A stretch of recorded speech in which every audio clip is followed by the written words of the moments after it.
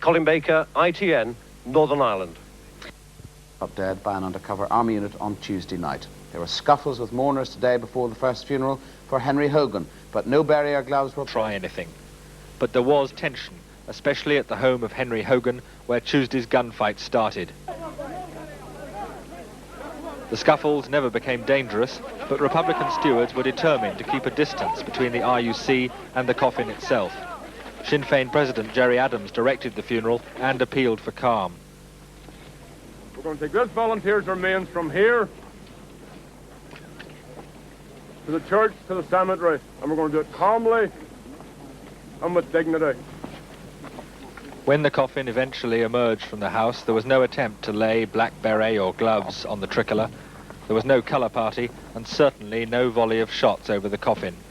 It seemed a tactical victory for the police, but pressure will now be on them to maintain their pressure at all such funerals.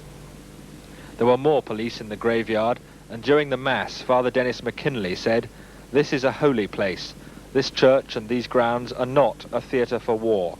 They should be the entrance to peace." The second funeral, an hour later, for Declan Martin was quite different. No tricolour, no IRA involvement of any kind. His parents had been very distressed to discover his role in the IRA, and although Sinn Féin leaders attended the service, there was certainly no oration at Declan Martin's grave. James Robbins at Dunloy. After the discovery of a massive landmine in Cookstown, the... confiscate terrorist cash and pledges... U.S. policy is straightforward. We condemn violence, and anyone who practices, assists, or finances it will not be allowed to use America as a base.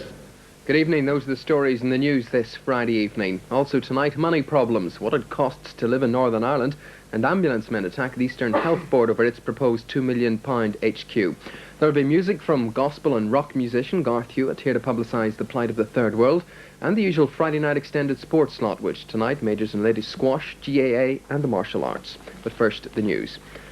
The police have prevented the IRA staging paramilitary funerals for the two provisionals killed during a shootout with undercover soldiers in Dunloy earlier this week. There were clashes between police and mourners at the first funeral, that of 21-year-old Henry Hogan, who lived only yards from where he was shot. The scuffles ended after pleas from Sinn Féin's Gerry Adams. The other funeral of Declan Martin passed off without incident. A report from Ivan Little.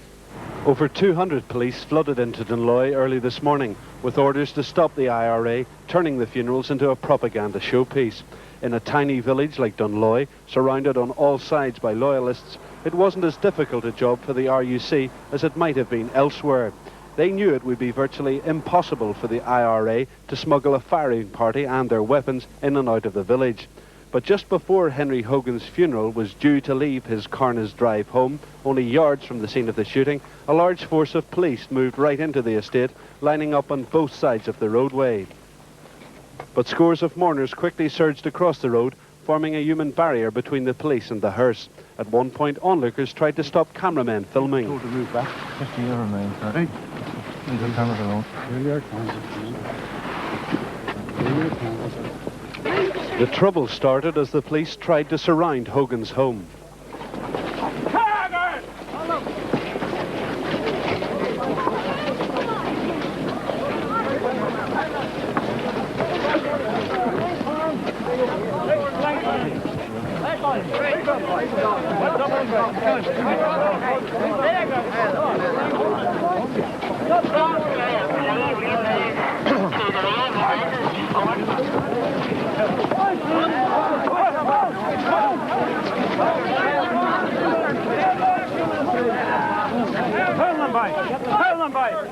It wasn't until Sinn Féin President Gerry Adams pushed through the melee that calm was restored. Turn your back to the IUC. Turn your back to the IUC.